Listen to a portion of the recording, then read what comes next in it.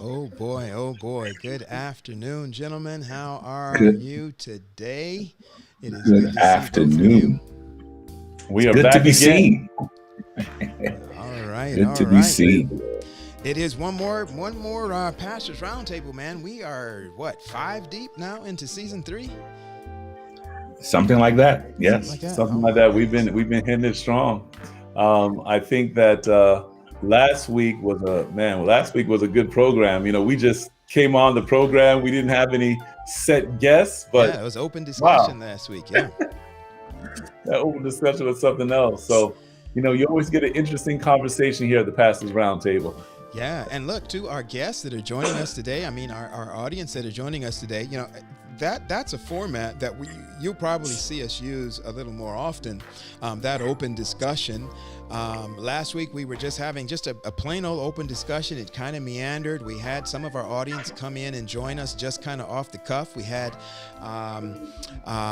Dr. Leslie Pollard from Oakwood Yes. University came and joined us last week as we talked about what was it? Wait, I'm trying to remember exactly where we were going with that when he came on. What was the um, I think we start off with structures, organization, yeah. and the things we needed to change, and it just kind of just took off from there.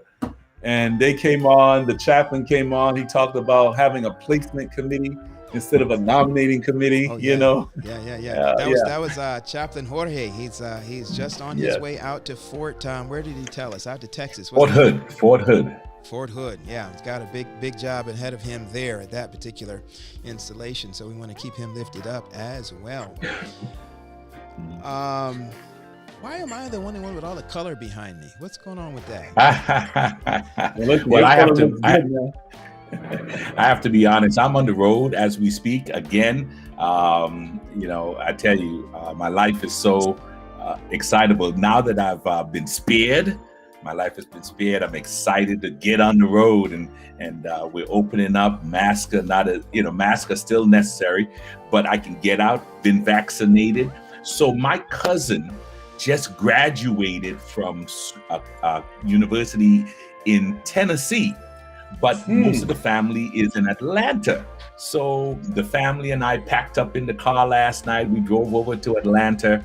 And so we're in Atlanta right now. So I'm at a friend's house. It could be a second mom. We're just so excited to Right. be here today. Ooh, And he um, said and the M so word. my yeah, the my background is a lot different. Lighting is different. I'm on a MacBook Pro, so things are a little different for me today. But we're just excited to be here with Pastors Roundtable. Amen. Wow, Amen. wow. Amen. Good stuff. Dr. Henry, he said the M word, man. He said the M word. Listen, this here it goes. Here it goes to all of our mothers out there. There we We want go. to say Happy Mother's Day weekend. And we want, Yes, in fact, yes. in the chat, just in the chat, we want you to put down Happy Mother's Day. Just put down the chat so that we know you're listening there. But we want to let all of our mothers know that we appreciate them, we love them, we cherish them, and we're going to spoil them. Amen. Amen. That's right. Amen. That's right. Hey, this is what we'd like you to do. We'd like you to, in your chat, just throw your mom's name out there. Just put it There in the you go. chat. Just a happy Mother's Day. We want to give you the opportunity to on the PRT today, just to say happy Mother's Day to your mom. Just put that out there. Let us know your mom's name and where she's at. We see a lot of you letting us know where you're at, and we're so happy to see so many of you. Ann Petty King is joining us, saying happy Sabbath from St. Louis. Great to have you with us, Ann. Yvetta Harris, one of our regulars here. Awesome to see you again today, from St. Louis. Um, just a lot of folks saying happy Mother's Day, but we want to know your mama's name. Call her by name. This is probably the only Hey, place you're going to listen. get to call her by her first That's name. right. I was about to say, I know. Listen. While they doing that, hey, let's run our little tribute for our mothers. Why don't we Yes. do All that? right. So yeah. you got that, Rod. All So I'm right. going to give I you got That's this that right. right ready. here. It's going to go to Dion first, but it's going to switch to you once we get over there. All Okay. right. But Okay, it's now we're coming to going to me. switch it to you. There we go. All right. Okay, there you All go. right. This is for you from PRT.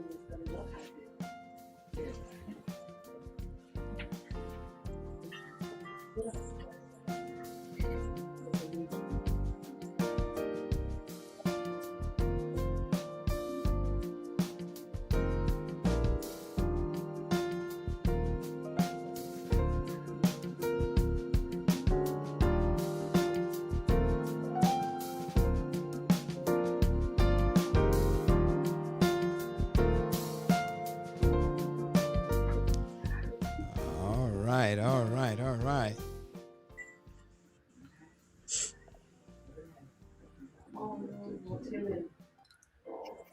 All right, Raj. We didn't have any music there, so I was trying to You just didn't see add. any audio? No, there was Oh no my audio. goodness! It There was should no audio. we should have had some audio with that.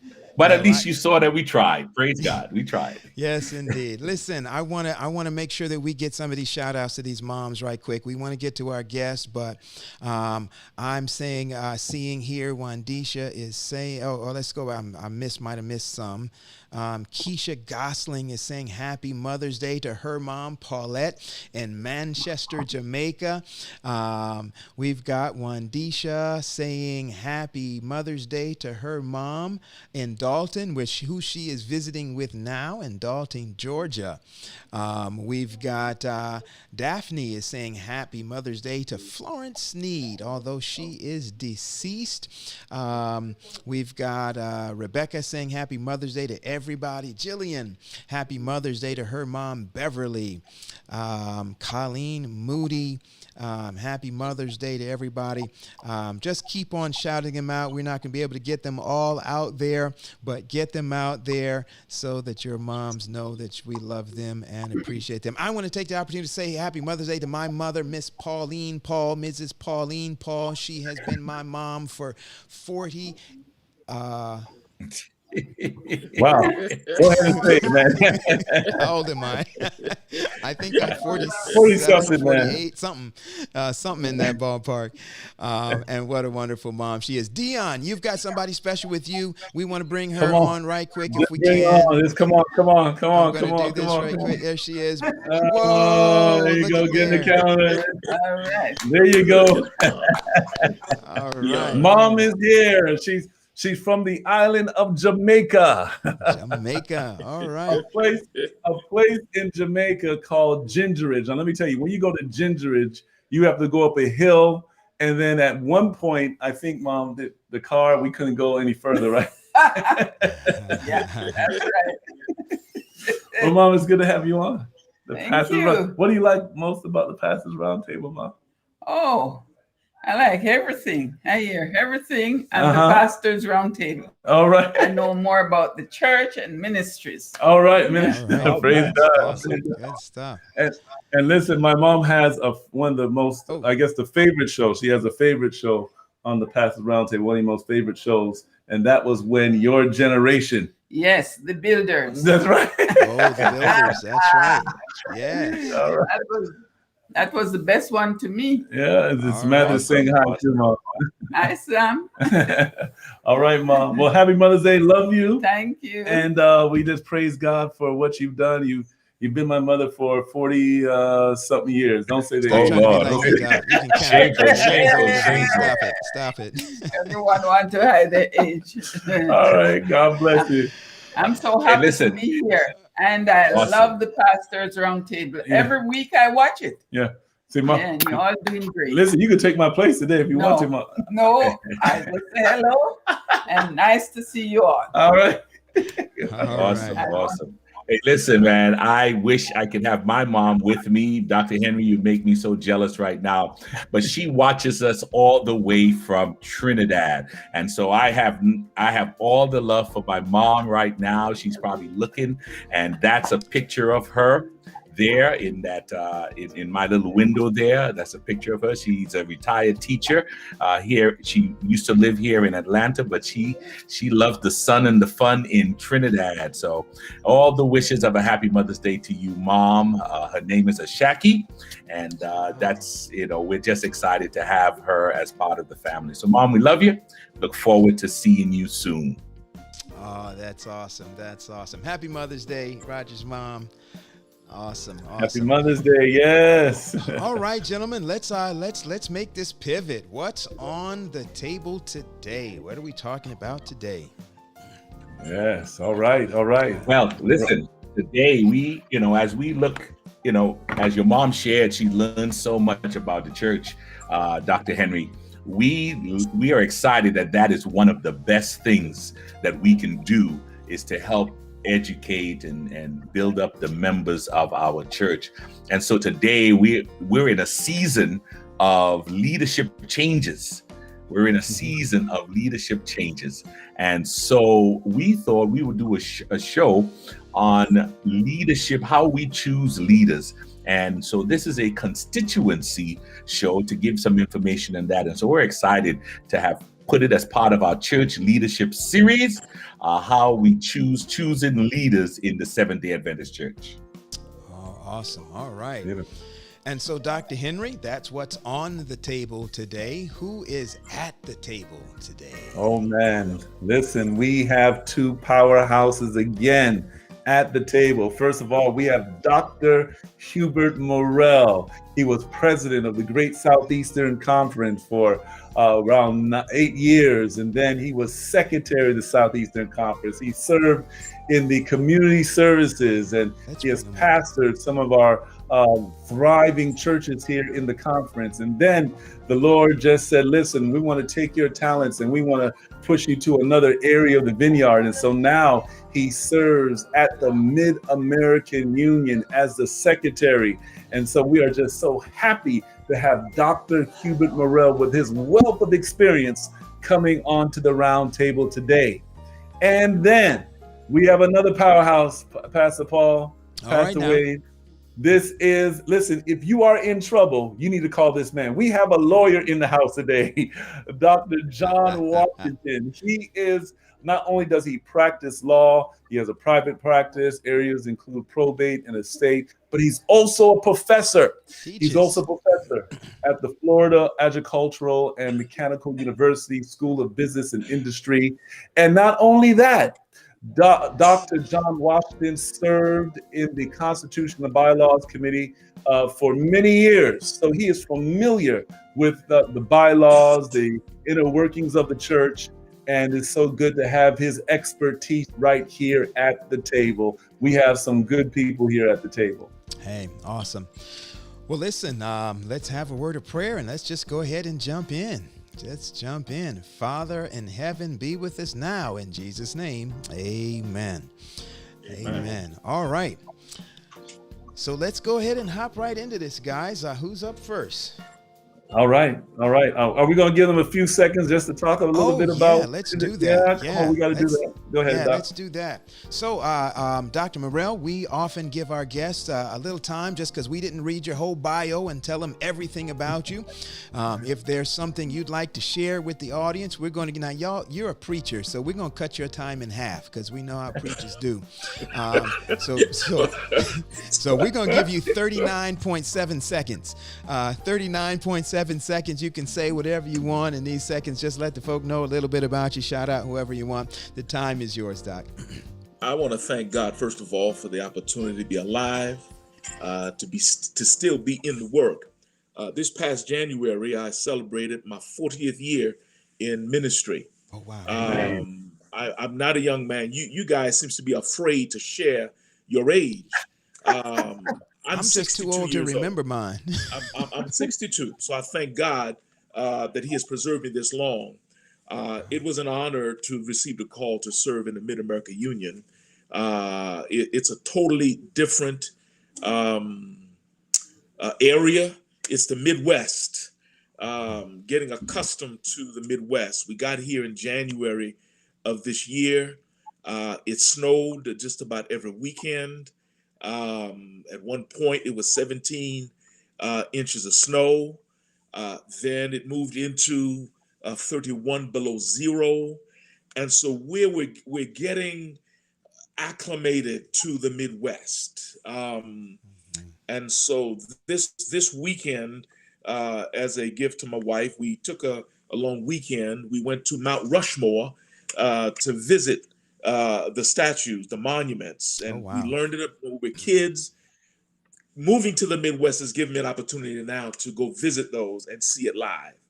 So I'm thankful to be in ministry. I'm thankful that I've been asked to be part of this Pastors Roundtable to share what God has shared with me. And so I'm here. I'm excited.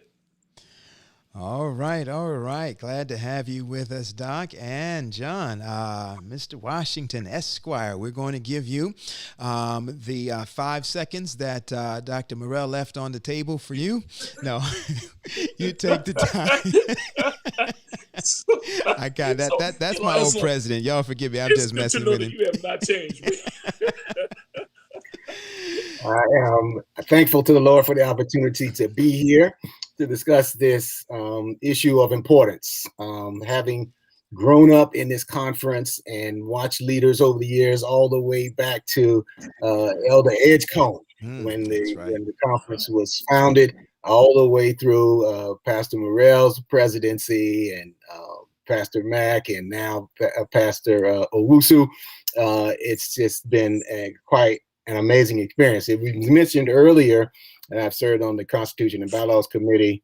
I served with Pastor Morel when he was secretary of Southeastern Conference, and then served 2 terms since then. I also had the opportunity, the privilege to serve as a parliamentarian to the last 3 sessions of constituency sessions. So this is a topic that I have spent some time thinking about and ruminating over. So hopefully I won't get too verbose in my opinions, which I'd like to believe are well formed, but we'll see.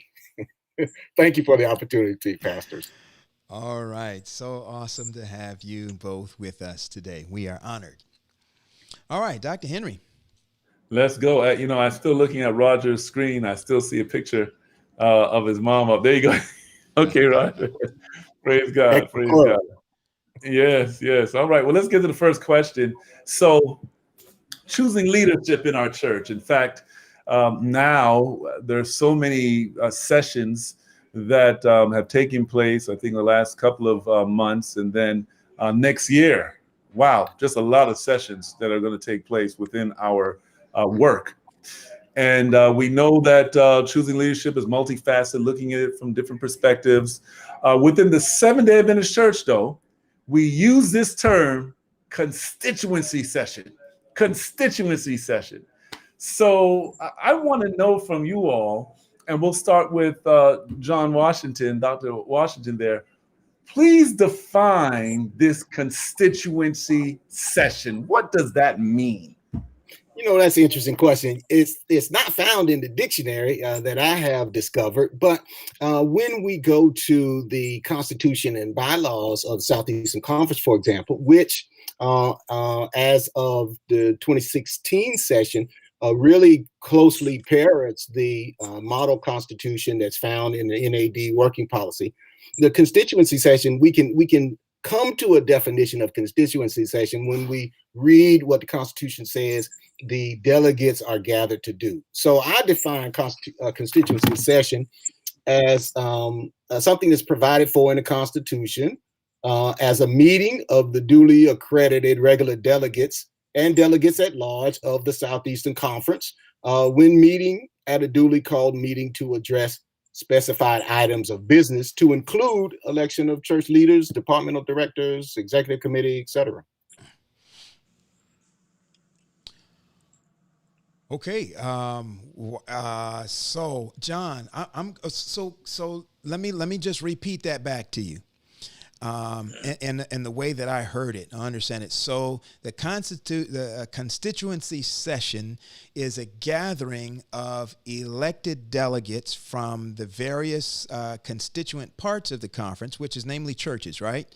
So Exactly. churches elect delegates. They come to usually a physical spot to elect officers at the conference level, if we're talking That's about exactly a conference constituency.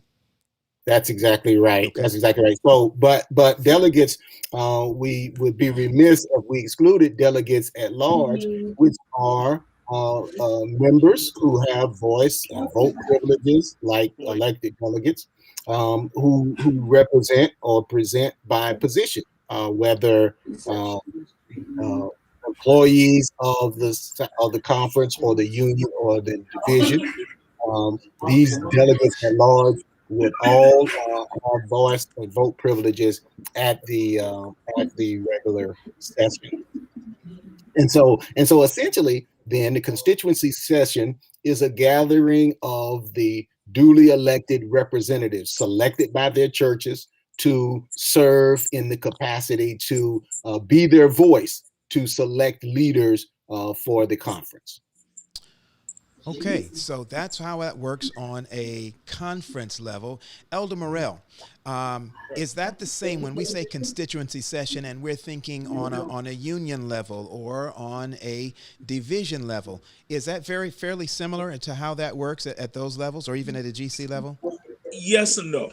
Let me break it down this way. A constituency session is nothing but a big business meeting for the conference. Just Okay. as a local church has a business meeting, and when I came through, business meetings in local churches we were expected to have them once a quarter. I read the manual. It may have been about a year and a half ago, and someone told me that the manual says you ought to have a business meeting at least once a year. Oh, wow. Well, I was accustomed to having business meeting once a quarter. That way the church came together and shared business. At the end of the year, the church went into business, they elected officers. Same concept on the conference level and the union level. The union's constituency meeting is not the same in the context where churches elect delegates. On the union level, the conferences select delegates to the union session. So Okay. so my dealing now is with the conference executive secretaries. Based on their membership, they have X amount of delegates. These delegates' name come. They're given X amount of lay delegates and X amount of employees as delegates. But the union level, we don't address delegates from churches. We select delegates from conferences. Okay. On the North American division, same concept. It is nothing but a big business meeting. Delegates to the North American division come from the unions. And so the division send the list of delegates that would come from Mid-America Union or Southern Union or Lay Union. And then we sit down and put that list together. It's voted by our executive committee, and then it goes to the North American division. So the constituency meeting, as Doc Washington said, yes, it is the gathering of delegates. It is a session for delegates, but they're coming to take care of business of that institution. Okay, so it sounds like so we were thinking about electing leaders, but it's more than just electing leaders, it sounds like. So there are other That's items on those agenda besides just nominating people to serve in offices. For example, oh, go ahead, Pastor Morel. No. What you said is correct. There are other issues to be discussed, not just electing officers. One of the damage that we have done over the years, and our members in the local churches have come to accept, that a constituency session is just to elect the officers of the conference. And it got to a point that once the president is elected, everybody start heading home. And no, folks, it is more than just the election of officers. There are other items. The Constitution and bylaws is very critical that it is addressed at a session. But most of our members can care less about the Constitution and bylaws. And the bylaws is what actually governs the conference. Wow. Wow. That's huge. Yeah. Mm-mm-mm. Yeah, Yes, the bylaws should govern the conference. it does. Wait, hold on. It does. Here we go. Well, Here we go. as President Morel said, that some of those other items include receiving reports from the departmental persons, receiving reports from the CFO, That's receiving information about what's transpired in between the last session, these last 4 years. So it is an opportunity that those who have served by proxy, the executive committee, the directors, the AdCom, those who have served by proxy, inform those who really have the responsibility of either returning or replacing those who will serve in their stead. Hey, you know what? I there's a question in the chat. Maybe Dr. Washington or Dr. Morel, maybe one of you could tackle it. The question is from Cindy. Says, "Is this akin to the Electoral College?" I'll jump in there. Electoral College. We don't want to get bogged down in that. But I will say this: that the Seventh-Day Adventist Church is organized in a representative form of government, and President Morel, you can speak to this, where churches elect representatives in the form of delegates who go and represent them. They speak on behalf of the conference, but they gain their authority to serve in that capacity from the local church. So it's a representative form of government, similar to the Electoral College. I see Sister Paul is determined to tie us up in knots early on. But let me ask this though. So the churches elect delegates to represent them, but are we sure that the delegates are going to represent them by communicating the same wishes and desires, or are they just saying, hey, because we have a certain amount of people, we just have to have one person to represent us? Hey, Dr. Henry, which that kind of speaks to George's Chaplain Torres's question here. What is the criteria for churches to send up delegates? Are the churches really asking what Dr. Henry just said? Are they asking them to go and to convey our wishes at this event, or as the church, or is this just the individual's personal wish or desire? How does that work? They're coming to represent that local congregation where the local congregation is. However, they are coming not only just to represent that local congregation, they're coming to do business for the conference. That's why they need to be members in good and regular standing. Members who are faithful in the church, members who understand the church dynamic. You don't want to send a person just got baptized to a constituency session. You drive them out the church.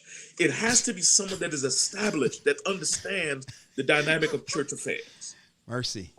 And if I could add to that, I agree with everything President Morel said, and also that it is the charge of the delegates. When we look at the manual, when we look at the governing documents, it is the charge of the delegates to think on behalf of the work of the conference. Even though they gain their authority to be there, their opinion, their voice, their influence should be used to add to what is the best for the conference or for the union or whoever the body is that they're there, whose business they're there to undertake. That's correct. All right. Well, let's move to the next. No, I think Roger wanted to say something, but he was muted. Yeah. Okay. You were muted, Roger. I saw you. Yeah. Go ahead, Roger. Yeah. There we go. Listen. So the question is this: I'm listening. I'm hearing what you're saying. I'm excited to hear that. Wow, we represent. We are here to represent the local church concerns as it affects the conference, in a sense, similar to how we dialogue at the business meeting at the I gotta local jump level. in, Roger, because that's not what they said. They said they're not there to That's what represent they the local said. church. They said they're to represent the No. conference, not the local church. That's what I heard. Well, I heard we don't care about your local church's concerns and needs. We don't care about that. We care about the conference. That's not what I heard. That's not what I heard. That's not what I heard. We were voted. We were voted. Yeah, I mean, listen. We were voted. Here's the dynamic. Share the dynamic again. If every delegate from each church comes and they're coming just to speak as to what their local church is saying, we're going to have chaos. Because if you have 120 some churches and you have 100 different opinions to be addressed on that day, you're going to have chaos. They're voted by their local church to come and represent their local church in behalf of the local conference, the issues that address the conference that will benefit their local church. But it is the conference affairs that they're coming to address, not the local church affairs. May I add something quickly? May I add something quickly to that? I think one way to look at this, and the way I'm saying it and trying to express it, is this: that the delegate's opinion is shaped by where they're from, by the church that gave them authority. But their focus at this session must be what is best for the conference. That's right. That's correct. So it's not open mic. Why just can't come and say, hey. So did I hear that right, Raj? Did I hear it right now? Wow. So you just opened up a Pandora's box, because as a pastor, when we voted the delegates to go to the conference's session, I really did not have the opportunity to share with the member exactly what they're going there to talk about. So my main question here is this: if I'm listening to what I'm hearing today, and what do I do with this information? How do I now go back and kind of say to my pastor, hey, how do I get the information I need so I could be informed? What's the course of action? I'm sitting in the pew and I don't hear nothing about all I hear is they need delegates to go. And when you go, you're just voting people in and voting, but you have no clue. Help me. Oh man. That is a pastor that is derelict in his responsibility, because as a pastor, I do meet with the delegates that have been voted by the church, and I'll explain to them the dynamics of what a session is. I explain to them the dynamics of what is going to happen at the session. I share with them the names of those that's floating around, so that they will be aware. I share with them who the incumbents are. I'll share with them the names that are floating, but I am not going to tell them who to vote for or what to say. I allow them to be used by God so that God will let them know what to share. But as a pastor, I always meet with my delegates to share with them what the dynamics are that they're going to see. That is the responsibility of the pastor. May I add something here? I think the reality is that we have what's the way sessions go in reality, and we have what is ideal, or what it should be, the way it should go. So when we look at the church manual speaks to this. It speaks to the duty of delegates. And on page 114 in 2016 edition of the church manual, on the duty of delegates, it says that they are not chosen to represent merely the church or conference. They should view the work as a whole, remembering their responsibility for welfare of the worldwide work of the church. Now, this is instructive as well. It is not permissible for church or conference delegations to organize or attempt to direct their votes as a unit.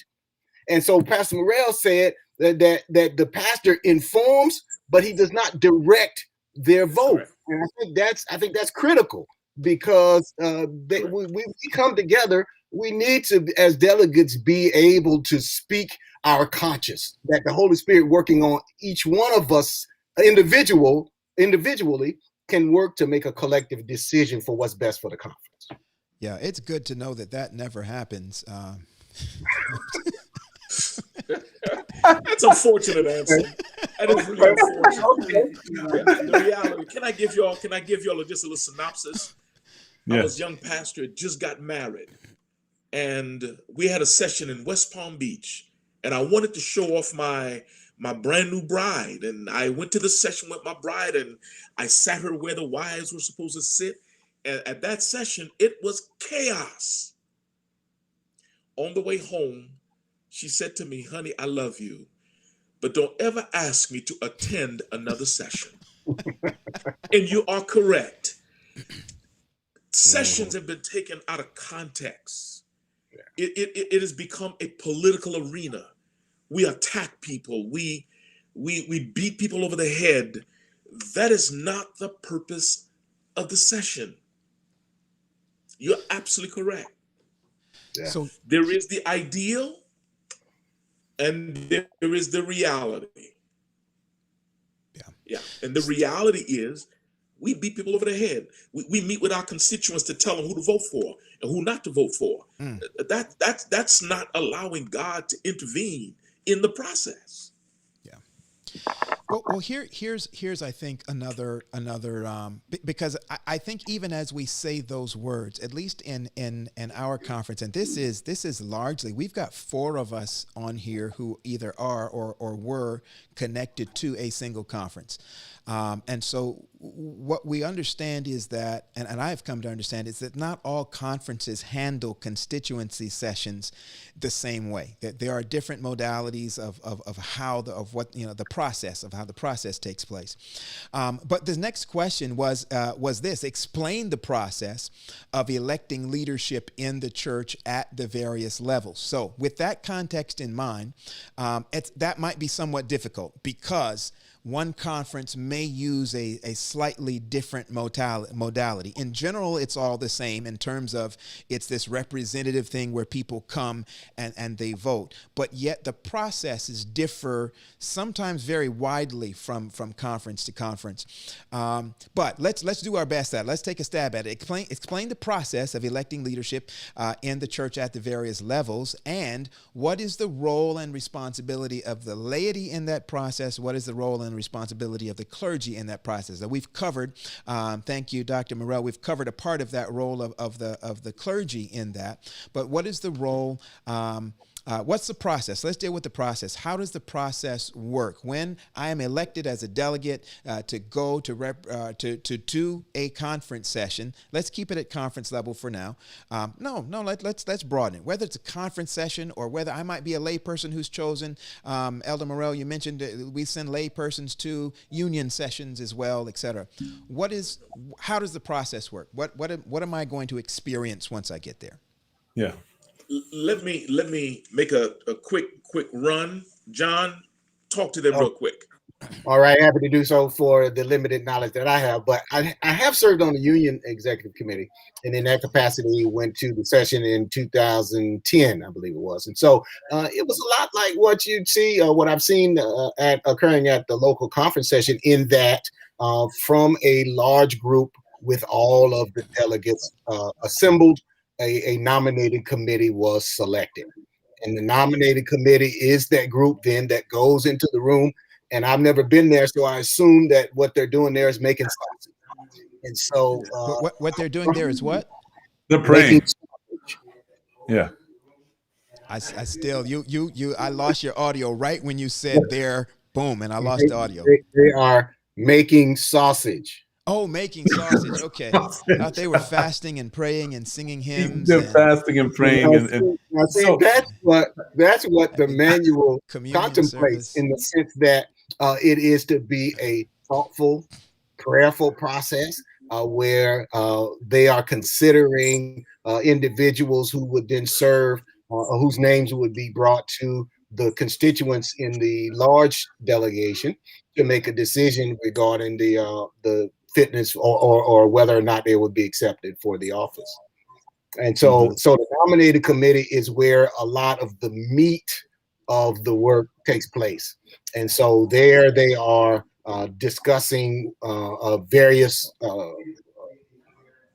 individuals' names of various options to present to the committee. And it's not unlike, and if I may, it's not unlike at the local church level, where the nominated committee is considering individuals and their fitness to serve in a particular capacity. Okay, so wait, before you go past Paul, so each level has this entity called the nominating committee. Is that right? Right. Right. Let me share the difference. Okay. Just joining the union a few months ago, on the local conference level, you have what you call an organizing committee. the organizing committee come together to recommend the nominating committee. On the union level, we do not have an organizing committee. Our constitution and bylaws gives us the dynamic as to how to select a nominating committee. Same thing on the division level. There are no organizing committee. The organizing committee works best for the local conference and the local church. Once you get beyond the local conference, the organizing committee, at least the two conferences that unions that I've worked under, we did not have any organizing committee. The bylaws dictated what the nominating committee should be like, the number of the committee, and their responsibility of the nominating committee. So that's the marked difference. Okay, so let's synthesize it again. Let's just repeat it back, make sure that we've got it and that our audience is with us. So how this is organized, so you may be a delegate out of all of the delegates that are chosen from the individual entities to go to a session. Out of those number, there is a chosen set that will be part of the nominating committee. That group is no. Okay. No. Out of the bucket of delegates, a group is selected to be the organizing committee. Right. Okay. Right. And the organizing committee, they come together. Now, what I've discovered, it varies from conference to conference. Right. Okay. Some conferences have the organizing committee meet 6 months before the session. They have, and those conferences, the nominating committee is not voted by the constituency session or voted at the constituency session. It's part of their bylaws that once the nominating committee select these individuals, they go to work immediately. Okay. A date is set for the nominating committee to meet. But a organizing committee is selected from the bucket of delegates. Each church is represented on the organizing committee. Okay. They select the number of individuals to serve from their territory to serve on the nominating committee. Got it. Now, and you're saying that that's not necessarily a process that is used across the boards? Right, because for Southeastern, for example, the organizing committee meet, I don't know if it has changed, but they used to meet the night before. Correct. In fact, John, that came under us. We made that adjustment. Prior to that, the organizing committee met that Sunday morning. Mercy. Yeah. And then they met, and then they recommended the nominating committee. And if you recall, the nominating committee didn't go to work until the president, secretary, treasurer did their report. Wow. Which is after the devotion. Which is different now. Correct. He said, which is after devotion, which is after the sermon in the morning. Exactly. Exactly. Now, there are conferences that the once the organizing committee select the nominating committee, the nominating committee go to work. They at Southeastern, they had to be voted by the constituents at the session. Central States, for example, and I learned quite a bit just observing. They did something else so unique. They sent their reports to the delegates, a video and a written report. The nominating committee met. Once they selected, they recommended who the president was going to be. We invited the president to sit in with the nominating committee, and he suggested to the nominating committee his cabinet. They accepted some, they said no to others, and but that was a courtesy that they afforded the president, the incumbent president that has been now nominated, because they could have gone to the session and the people could have said no. So it varies from conference to conference. Yeah. I got another session of a conference session that's coming up in July, and they do their process like Southeastern. The organizing committee meet early, but the nominating committee meet that morning of the session. Yeah. After it is voted by the constituents. So let me jump in at this point, because part of this, that as a local pastor, one of the things that I have consistently experienced, and I say this, this is actual consistently everywhere I've been. When we come to nominate or to elect delegates from the church, and I've been at churches where we had like 2 or 3 delegates, other churches where we had 20-something delegates. We had lots of delegates, up to 30-something delegates. And every single time, the question that comes to me is this: well, who are we voting for? What are the names that we're supposed to be considering to vote for? And in our system, at least in Southeastern, I have never been able to tell them any names, because that's not how the process works. So for them, I can tell them, well, this is what I've heard, but that's even kind of scuttlebutt. There's no list. There's no official list. There's no, you hear that maybe so-and-so wants to be president. You hear that there's a group over here that wants this person to be the youth director or wants this person. There's no official anything. So, and then when they show up to session, they never get to, when that nominating committee has been elected, they sit and they come out with one single name that those delegates may have never heard of. They know nothing about, especially if that nominating committee just met that day. So that nominating committee has not had time to say, here are the names that we have nominated. Here's a little bio. Here's a little information, so that these delegates can make any kind of an informed decision. Because the reality is that most of the time, in my experience, when I've had those individuals who you said not to send to session, Elder Morel, those are the delegates who always go to session. Why? Because the other type of delegates that you said are the ones that need to come, that should be there, that have some knowledge and experience about what happens, those are the ones that, again, in my experience and in the experience of many of my colleagues, those are the ones who when you're sitting in that church and you're nominating delegates, you call their name, they are the ones who look us in the eye and kind of roll their eyes and laugh and say, I decline. Because they don't want to be a part of it. They don't want, because it turns out to be something. We're saying they're going to vote and to elect people, but they feel like they don't really have much to do with it. If they're not on that nominating committee, they don't get to discuss any names. They don't get to understand anybody's background. And that nominating committee may come out with a name from somebody from a whole different conference or a whole different field. And yet they're determined, they've got to vote yay or nay. And they might have somebody in mind.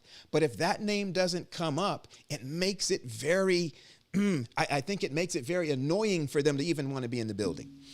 Yeah. And listen, there's something on the chat here that says, I think that members need to know who is running and what the nominees plan to do to improve our conferences. That's in the chat. Yeah. And listen, you've got a generation now. So I saw this comment earlier.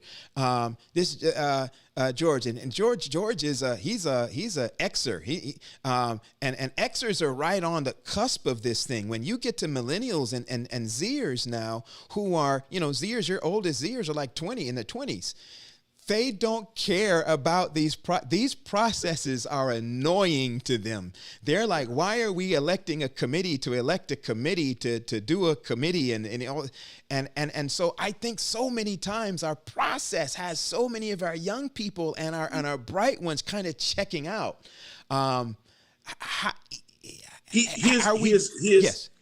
Here's where perhaps they don't understand the process. The bylaws committee, in my opinion, is the most important committee on any conference, at any conference. Wow. Say it again. Because the bylaws committee is the committee, and I'm being very clear, that is the committee that actually dictate how things ought to happen in the conference. The bylaws committee. The bylaws committee does not answer to the executive committee. The bylaws committee answers directly to the constituents.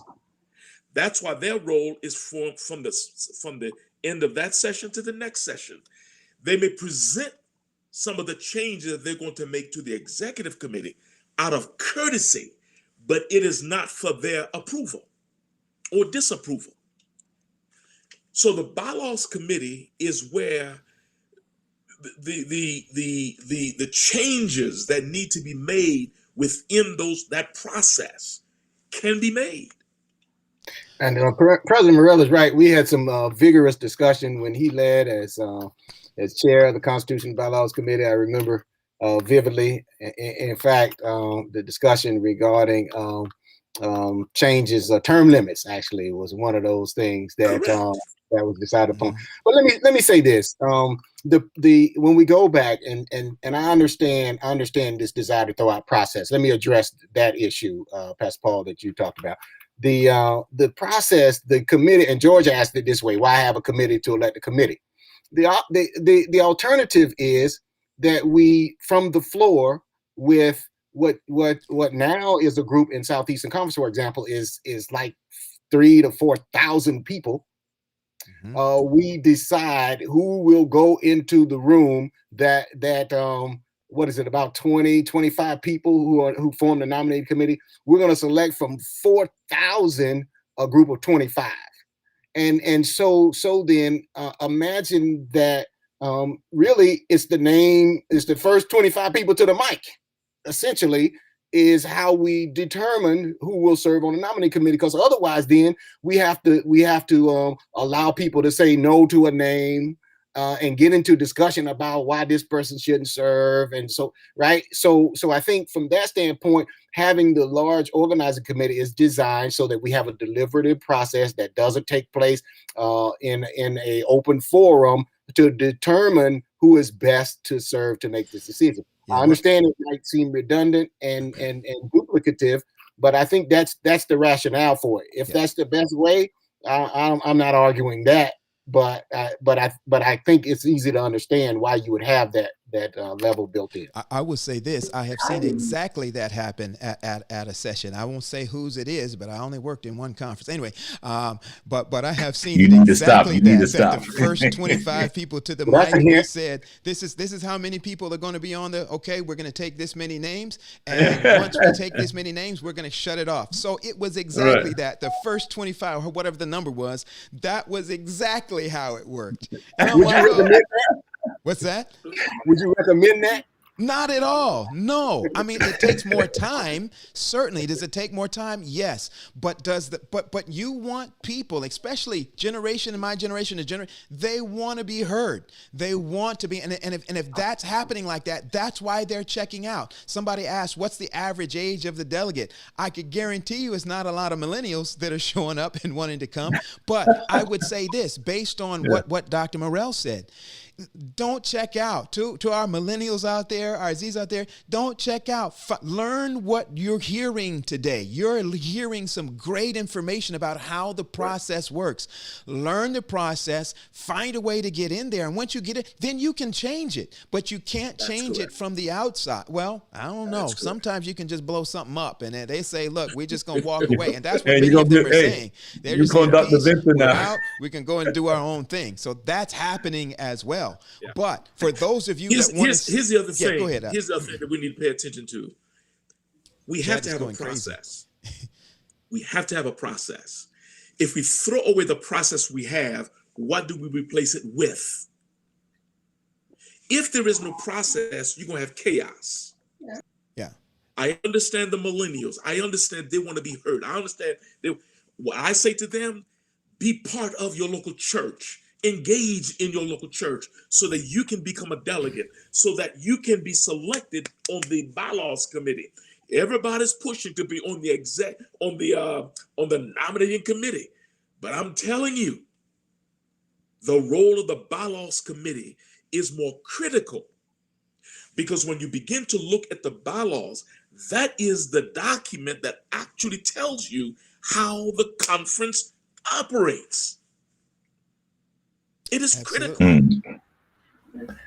I am totally excited to know that there is such detailed processes in how my church is organized. I mean, I'm just blown away. I think what has happened over the years is that we have not informed our members to these processes.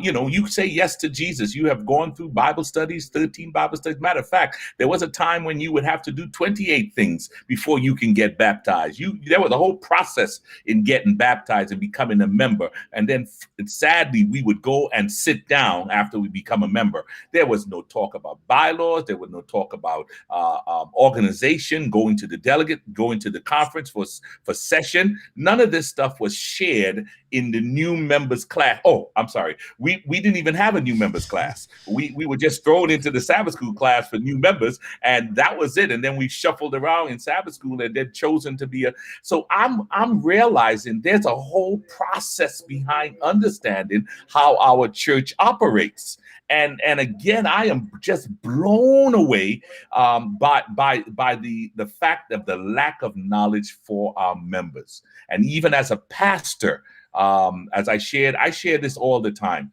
We do well taking the word, breaking it down, parsing the verb, making the application, but we don't do well in leading the organization and bringing members along with us where they become connected for life to an organization. Now, I might be double speaking here because we really want them connected to Jesus, but we need them to be connected to the church so that we can keep the organization we believe that God has given us alive and well and moving until he comes. I hope I'm saying it right. But my question is this. I said all that to say this. From your perspective, Attorney Washington, Dr. Morel, from your perspective, are there any strengths and growth areas in the way constituency sessions are conducted? Do you see any good, or are there any, to really, based on what we have talked about? If you look in the chat, you will see a lot of people are talking about bringing up ideas that are different from some of the things we have been talking about because of the generation we live in, because of the situation we live in. Should we continue constituencies the way it is, or should we look for those strengths, use those, and the things that are deficient, remove them? I think we have a real opportunity. I think we have a real opportunity here, not just in the way constituency meetings and sessions are organized and conducted, but really in our churches. When we look at the big challenge to the Adventist church, it's the aging of the church. And we must not ignore the challenges that we're experiencing, or else we are going to become, as what's one of the watchwords for the PRT? Relevant. Yeah. We are going to be irrelevant. So if we don't hear the millennials and the X and the Z's, we are going to lose them, and that's not a new thing. So we've had generations of this dynamic where they turn 18, they don't have to come to church, and they, like me, wander in the wilderness. Some make it back, not all do. So one of the things I would suggest then is that we inform about process. It's an additional, not just in the clandestine meeting that the pastor doesn't have with the delegates, but in a more open way, particularly among the young people, that we engage them in the work of the church. And for those who take it up, for those who show interest in it, we talk to them about this, and we groom them to prepare to serve in this capacity. We must give them a slice of the pie. We cannot just wait and assume they're going to be around when we get ready to turn it over. And yeah. I think let me interject something. What you're saying, John, is absolutely correct, but there are two sides to that. Yes, as a pastor, I need to be astute enough to share with the millennials. I got to be transparent. I got to share with them. On the flip side to that, I want the millennials to also want to ask the questions for me to be able to respond. If they're just going to get upset and walk out and don't ask the questions and want to be part of the process, there's really not much as a pastor that I can do. I want them involved. Now, you're going to get some opposition the moment you try to bring a young person to be part of the nominating committee, because the older folk are going to feel as if they're being pushed out. So there has to be a balance so that you include the younger generation at the same time you maintain the older generation, so that there is a transition of power, so to speak, that at some point the younger folk are going to be running the church. They're going to be running the church. And if we're not careful, we're going to be at a point where the young folk have left the church and there's nobody else to take over. So yes, it is critical that we involve them in the process. Very good. But they have to come to the table. They have to ask the hard questions. They have to be willing to bite the bullet. You know, Pastor, I need to talk to you. Go sit and talk to the pastor and just straight up, Pastor, how does this work? I want to be part of this. How do I get involved with this? Trusting that the pastor is open and honest enough to help engage this young person to be part of the process. I can paint the picture of the process in a negative way. I can also paint the process in a positive way. Okay. I was going to ask this question, though, a follow-up with Raj, and very, very good, information that we're having today about these sessions and what takes place in it, because it's very informative. And I think the more information that we have, the better, the more informed decision we can make. But as we look at the constituency session as it is now, what are some of those growth areas, even for those who are involved, even for those who want to see change? What are the growth areas in the sessions that we've experienced so far? I got one for you. And John, you still on the bylaws committee, correct? No, sir. They kicked me off of it. But I'm sorry to hear that, man. But anyway, here's one of the things that I have. We didn't do it in Southeastern. I don't know why. It just never crossed my mind. But I've observed several conferences that they have an evaluation of the leadership, the administration, and the directors of the conference, those that are being considered as incumbents to be reelected. There is an evaluation. I wish we could have done that or established that in Southeastern. There is an evaluation that is going to be done in Mid-America. You weren't in Mid-America when at the last session, right, Roger? You came after the session, right? So, but right. They have that in their bylaws. There is an evaluation. Several of the conferences in this division, they have an evaluation. Now, I'm aware that Southern Union has an evaluation. Who's the evaluation for? What's that? Sorry to cut across you. Who's the evaluation for? For the pastors or for the departmental men or whom? What's being departmental men and the administration, those that are being considered for either re-election or that, but it is for them. And the evaluation, and I'm still learning it, on the conference level, it is governed by the union. On the union level, it is governed by the North American division. Just as the evaluation of pastors is governed by the conference. So, but the evaluation is a document that assists the nominating committee and the constituents as to they're informed that they've been evaluated, and the summary of the evaluation is provided to the nominating committee, so that those that are being considered, if their evaluation summary says that they did lousy for the last 4 or 5 years, then that is something that the nominating committee may need to consider.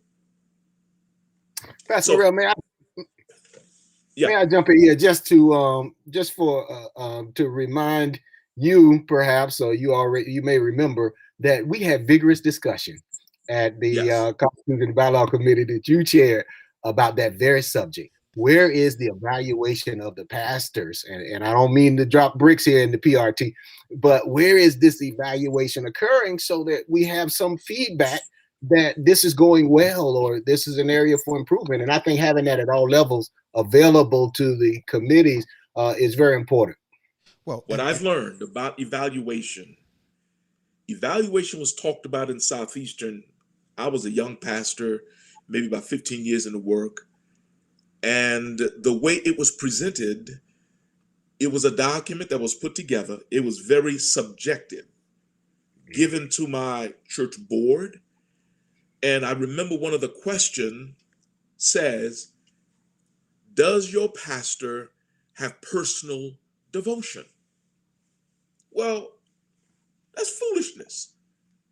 How are my members going to know whether I have personal devotion? Yeah. Very subjective. The document has to be very objective. It does not need to go to every member, but the questions ought to be very objective so that and if you discover the weaknesses, it is meant to help the pastor. It is not meant to penalize the pastor. That's the fear with evaluation of pastors. I don't mean to get off the subject because it's been used to penalize pastors. The intent of an evaluation is to help grow the pastor if it's done properly. And it's got to be objective. Let's hear the word again, objective, not subjective. Yeah. So for me, since we're talking about, I'm sorry, go ahead, John. No. I've spoken. Yeah, well, I guess I would throw in there then. So what we're talking about, a tool that would help a committee be able to do their job more right. effectively or more accurately. But I'm also wondering, and I think somebody said something to that to this extent. Should the administration or the conference put out a tool to help assess the viability or the effectiveness of the session itself? Do we collect that data about the process so that do we listen or do we hear back from our members, from our constituencies and our delegates as to their thoughts on the process of what we do? That's information that I think could be hugely beneficial to the bylaws committee who determine how this thing works. Now, we know that every evaluation doesn't... I missed that. Okay. I missed that answer. So an evaluation of the the process of the session. So that have we ever asked our members, asked our delegates to evaluate the effectiveness, the efficiency of the process itself? Now, we know that an administration, based on what you were sharing with us earlier, administration of their own can't change the process. That's something that's generally written into the bylaws. But that evaluation could be a great tool to a bylaws committee to be able to say, okay, well, this is how our people are feeling about how this process works. Maybe we should submit, what do we call that? An amendment or something to the bylaws to have them vote on changing this process so that it might be more acceptable to our constituency. Let me address that in a couple of ways. I think that the process is largely spelled out in the Constitution and bylaws, and changes to an organization's constitution are done with much contemplation and deliberation. You don't want your constitution. Thank you for that interpretation. But the fact is, you don't want your constitution to be changed weekly or monthly or even annually without having had this group having thought put towards changes to the process. But I do want to speak in favor of something that President Morel talked about earlier, and I think it's resonating. I'm reading the messages that are posted up in the chat that would help. I think would be a large step towards bringing accountability, shedding light and transparency on the process that for all practical purposes are really cloaked in secrecy because people, the constituents, are largely ignorant about the process, and that is. If the union is conducting an evaluation of the conference, if the conference is conducting an evaluation of the pastors, one of the things I think a growth opportunity, back to your question, a growth opportunity then is to have bios available for individuals who may be under consideration And we know that the field is wide open. We don't have a list of candidates. And I don't know that we really want to turn this into what we see in modern society, in the secular world around us, where they run for office. I've heard about that. But I do think that at some level, we need information to make an informed decision about who it is that's going to be selected to govern. Because one of the questions in the chat was, what happens when they veer from the Constitution and bylaws, right? These leaders are elected to carry out the wishes of the constituency as expressed in the Constitution and bylaws. And if they set that aside with the assent of the executive committee, then the constituents have no way to address that outside of a session, which right now we're extended beyond when we would have had session according to the bylaws. So I think more information is necessary. I think sounds like in some places it's being made available, and we need that. Yeah, good. I would say, I know we don't have time to do it today, but I would love to dive into that conversation, because there is a significant, I think, I don't know if it's, but if a sector of our folk who are saying, well, why not do it like they do it in a secular society? In the sense of, I want to know who's running to be my youth director, and I want to know what his agenda is or her agenda is. I want to know what they would bring to the table. When I go to a session and you just throw a name at me, I don't even know if that individual wants that job, has thought about that job, has any ideas or plans for that role. There is a significant number of people who said, yeah, my decision is going to be based on what somebody I think they want to do, not just what they might do, but have they thought through it? So I think that's a discussion that, and again, I know we don't have the time to jump into that today, but Dr. Morel looks like he's ready. I'm looking, but I'm also looking at our clock. We got about 9 minutes left. Hey, listen, we do have a biblical precedent, though. In Acts chapter 1. Oh, he came ready. Dr. Henry was ready for that. I didn't know. We're not ready for it. We're not ready. These were men of prayer, right? These were men of prayer. Ready for Acts chapter 1. Yes, sir, we are. Yes, sir, we are. But our time is running here, and I know that there's another question there, but I want to add this in here. The constituency session, it's a monster, really. You get in there and it seems as if things are just running, things are just moving, and there's a lot of uninformed decisions that are made from the people that are sitting in the chairs. I mean, that's just the reality. The name comes out, and as you voted up and down, and if it's, so there's a lot of things in there. And even in the bylaws committee, which I agree with Dr. Morel and Dr. Washington, it's the most powerful, I think, committee that a conference has, maybe the union too, and so forth. But who runs the bylaws committee? Who's running that committee? I think Jesus. That's important as well. Somebody said Jesus is running it, because if I'm a part of the the AdCom, and I'm running that bylaws committee, then it's going to go a certain way. Because I'm running, or it's not going to go a certain way, but there is a higher chance of it going a certain way. So I think who's running these committees is very important. I think by getting information out to the membership on a regular basis, I think it's important.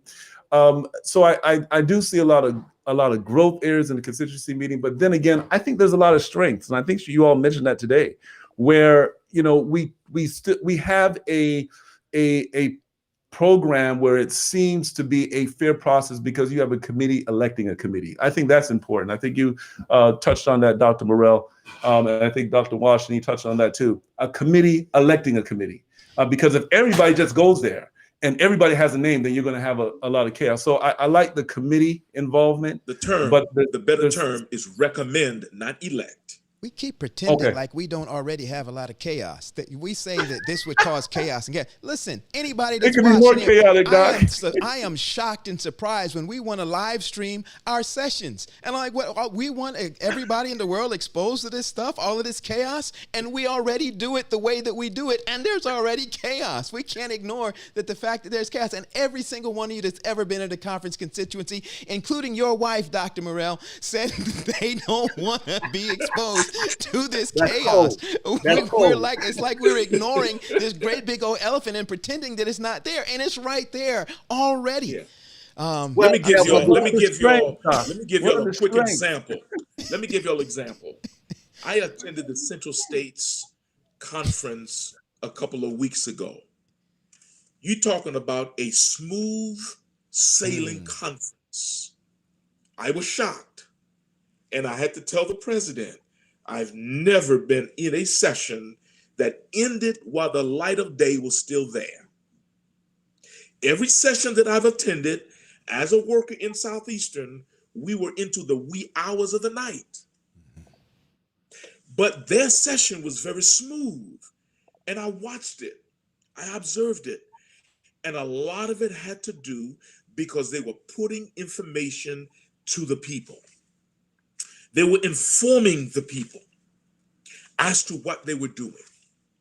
We got to the session, and again, the pandemic has created a monster for us, and the church wasn't even prepared for the pandemic because everybody around the world is doing the exact same thing.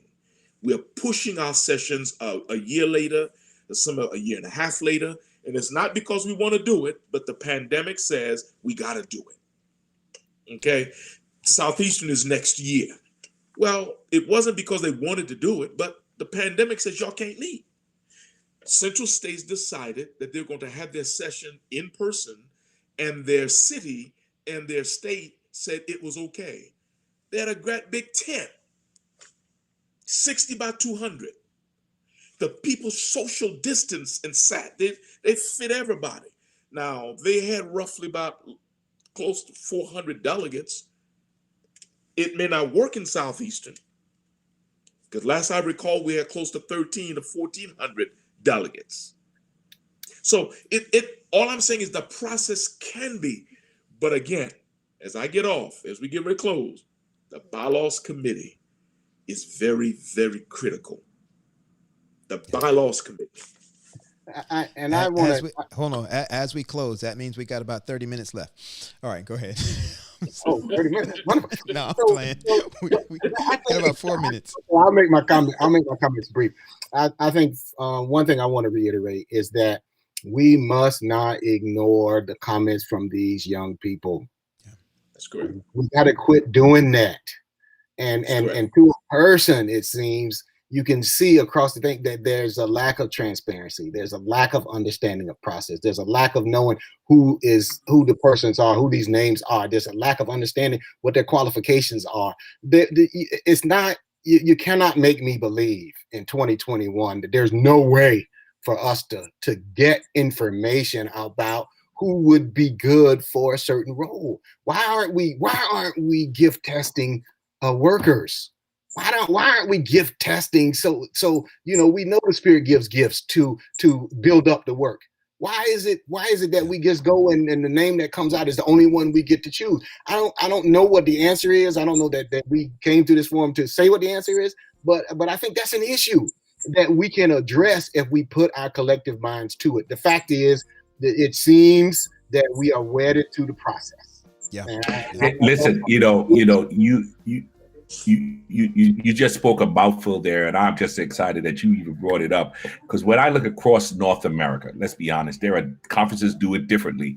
The Southern California Conference only comes to the session to elect the officers of the sessions of the conference. So only the president, secretary, and treasurer.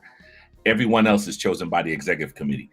There are conferences who do they select everybody. There are conferences who select some of the. So it's done in many different ways. I love the idea of a gift base, but what about us grooming someone?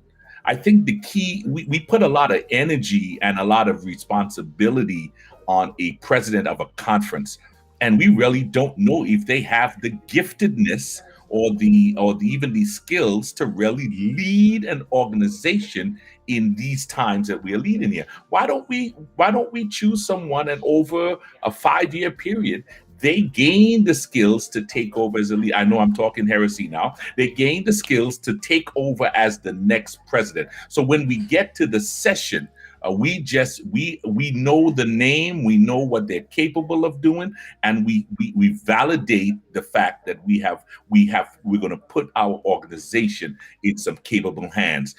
I think that is something we need to really reevaluate, because I'm scared every time when I'm chosen for a position. I'm scared because it's like, that's not what I really signed up for, but here I am. And I got to make this thing work because everybody's expecting me to make it work as a leader. Help me be a good leader. That's all I'm saying.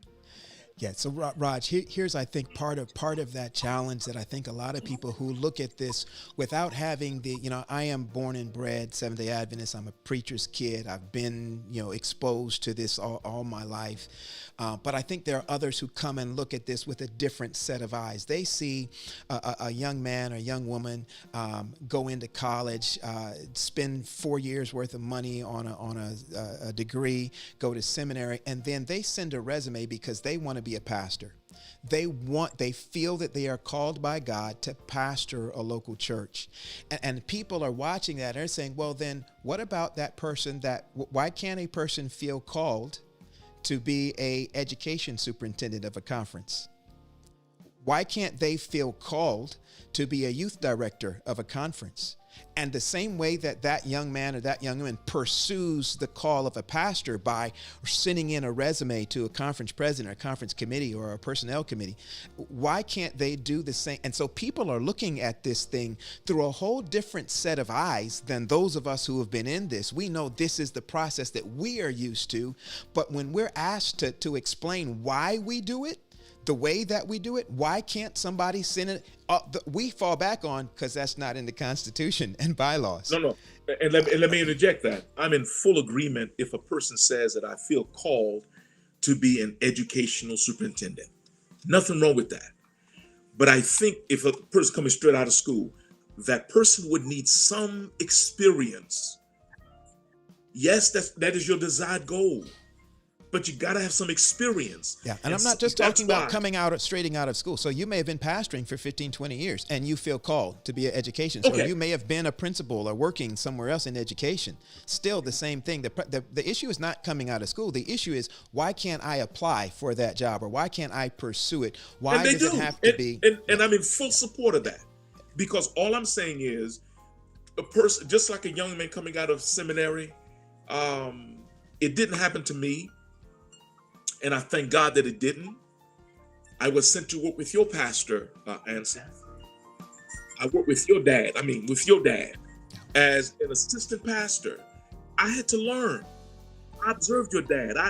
There are things I do today, it was as a result of having worked with your father. So that gave me a foundation.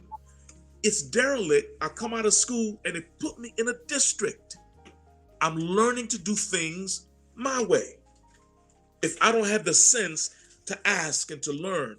So education, wanting to serve in a particular field, and you feel called to that, nothing wrong with that. However, there needs to be some experience to be able to go into that field.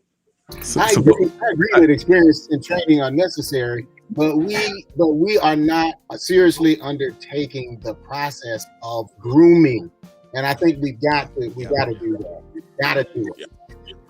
Listen, I a lot of things are running through my mind as we're having this conversation. Suppose somebody comes out of seminary and says, you know what, I'm called to be the president of this conference. How are we No.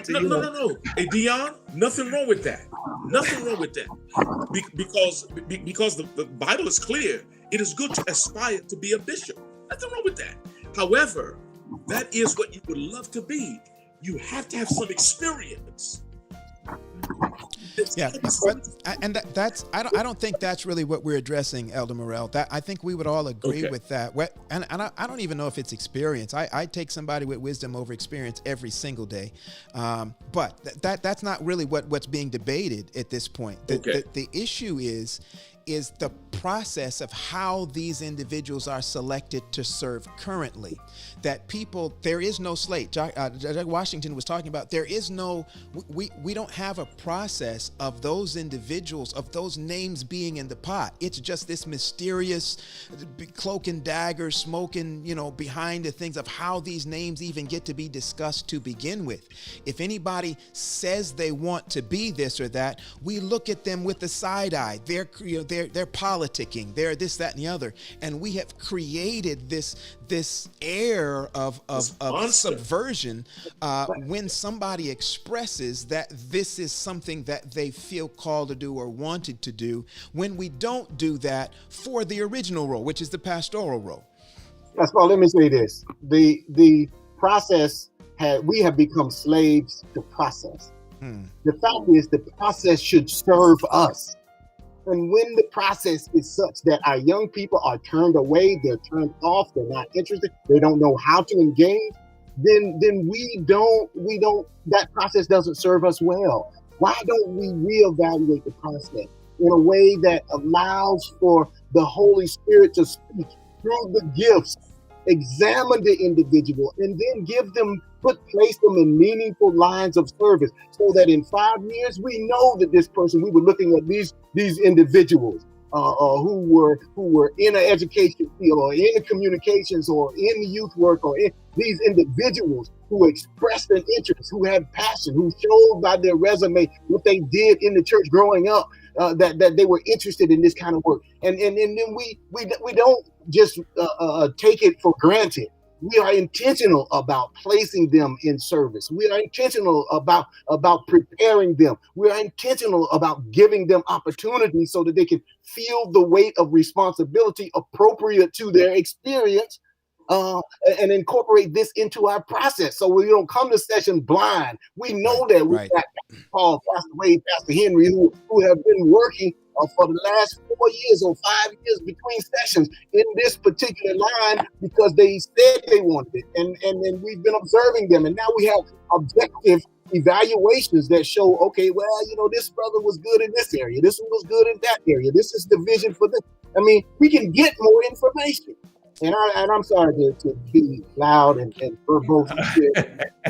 but I don't know if we have time for one more question, Raj. I'm not too sure, man. We're running out of time, but let's do it. I like that last question, Roger. I mean, you want to ask that last? At least, listen. Let's get it. Look, we gotta ask that question. I'm gonna ask that question. I gotta ask that question. Go ahead, Dr. Henry. Ask the question. Huh? Go ahead and ask it. Go ahead. Let me go ahead. All right. And ask it. If there were two things that you can change about the current electoral process within the SDA Church, what would they be? Two things. Just two. I said, wait, hold on, John, because listen, we just like we did last week, we'd like to extend this to our audience as well. Yes. For those of you that are watching in the chat, we want to know what two things you guys would, along your answers alongside our guest today. So there were two things you could change about the process. We want to throw this out to both of our guests. John, you can go ahead and start. Okay, I was going to defer to President Morel. Giving a nod to his experience, but I'm certainly happy to respond. Go right ahead, John. Thank you, sir. So first of all, I just talked about some of the things that I think how the process does not serve us well. Let's find out who is interested. Let's pair the workers in their areas of giftedness with their areas of interest. That's textbook on what the Bible teaches about how the church is built up. That's how we are edified. That's how the work is built up. And so why we have this information and ignore it in our processes is beyond me. We can do this. So let's make that a part of the process. So when we come to session, we haven't met in 4 years or 5 years or however long it's been. We haven't met. we have some information about these individuals. We have bios. We have evaluation. I think that could I think that's low-hanging fruit, to be honest with you, in a way that we can improve, in the way that we can improve the process so that it's not just a name that comes out of a room and then the president tells us who all the departmental men are going to be. And I know I've grabbed the third rail here, but it becomes, that's another show. It becomes a more open and transparent process so now it's not like I got to come after you. I got to stalk you like a dark horse and take you out. It's like, no, I'm expressing my interest because I'm here to expand the kingdom of God. And I feel like He's gifted me to do it. I'm passionate about it. Let me at it. As opposed to, well, they're going to go down there and they're going to make a decision and we'll find out later. And when the president's elected, we can all leave because we know then He's going to tell us who the rest is going to be. That is something I got to give some thought to. I have not processed that. Anything that I would change, if I could, I'd have to give that some more thought. Excuse me. The process has been around for a while, and I'm sure there is some things that can be changed. But to say right now what can, I wouldn't be able to share that right now. Yeah, and just based on some of the information that we shared earlier, that's a fair point. The reality is, again, to ask that question, you'd almost have to specify which process are you talking about in terms of which conference or which level of the organization, because they differ from the local church level to the local conference level to the local union level. There are all, depending on where you are, there's certainly different modalities that are used, different processes that are used there. So listen, man, we really appreciate, I know we got into some weeds a little bit, but we got into some good stuff. But what we do hope for our audience, we do hope that you have learned something, that you have been inspired to learn more than what you knew when you joined our broadcast today. Pastor Wade? Yeah, I am just so excited. I want to thank our guests for coming and being transparent. Obviously, you are definitely expertise or have an expertise in this arena. But as a member sitting down and sharing, you opened up my eyes as a member in the pew of what are some of the things I can actually go and ask my church or ask my leaders to help me be a better member for God's church today. I want to thank our viewers who watched us. I mean, the chat was lit, as our young people would say, with ideas, with questions, and I have just been moved. I'm thinking, guys, that we may need to go back through this chat and begin to really answer some of their questions. I think they asked some good questions in there, and maybe we can put it in a paper and kind of share it maybe with our guests. They can help us to formulate some answers. But I think this show was very informative, and I want to thank our viewers for being engaged in the chat with us. Yeah, I was Pastor Wade, I was going to say, this is not the last time we're going to talk about sessions and constituency meetings. I think this is a part of a series, Pastor Wade. Can you tell us a little bit about what we're looking forward to next week and the week after? Because I think we're going somewhere with this. Yes. So we're now in our leadership series. We are actually going to talk about the church from the leadership role, from where we drive it. We have already looked to bring on our next week. We are going to be talking about members' rights. As a member sitting in the pew, what right do you have? Sometimes we sit in the pew and we're stewing, we're upset. What right do we have as an organization? Hey, Raj, I can tell them right now, you have the right to be on time for Sabbath school. You have the right you have the right to go hand out some tracts and some handbills. You have the right. Along with those rights, we have some other rights that we have as an organization.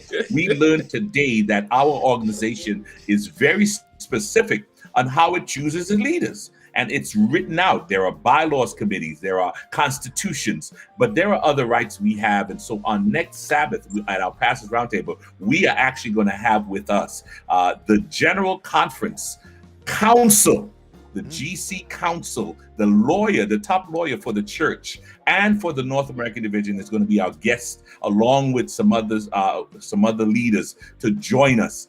And then down the road, and a week after that, we will be having with us a few of our leaders as we talk about the future of the church, the future of the church. One of our members talked about, one of our viewers say, yes, you have rights. We are excited about what we're about to bring on. You have the right to bring good food to the potluck. Amen. So, amen. Yeah, Listen, so, this has been we're just great. excited about that. Yeah. And again, thank you to our guest again. Privileged to have you on. Transparent, sharing your knowledge and expertise. Oh man, God bless you in your ministries, man, and what you're doing. Yes, we sir. praise God Likewise, for you. likewise. Good to see you again, Doc. Likewise. That's my All old right. president, everybody. I want y'all to know that. That's like family there, and John Washington and family. That's the Southeastern family. So happy to have all of you with us today. All right, Roger, let's see if we can get this right today, man.